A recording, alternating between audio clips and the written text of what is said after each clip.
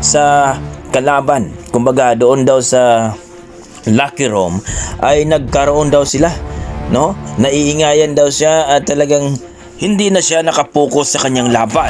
Una daw ay talagang hindi daw maganda sapagkat sa kanyang hand drop mga idol ay sinita daw siya.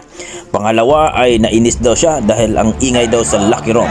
Kung baga mga idol, kahit pa si Casimero ay talagang tatalunin siya sa trash talk pa lang, kaya ayaw niyang labanan si Cuadrolas Casimero dahil nambubuli sa kanya. Kaya mga idol, ibang klase itong si Cuadrolas Casimero mga idol. Kung sakali, no, mapagdigyan at mapalaban dito kay David Picasso, baka daw itong si David Picasso ay sigurado gagapang daw itong sa Luna. So kayo mga idol, ano masasabi nyo dito kung sakaling itong si David Picasso dahil tumatayo lang daw ito sa harapan, sigurado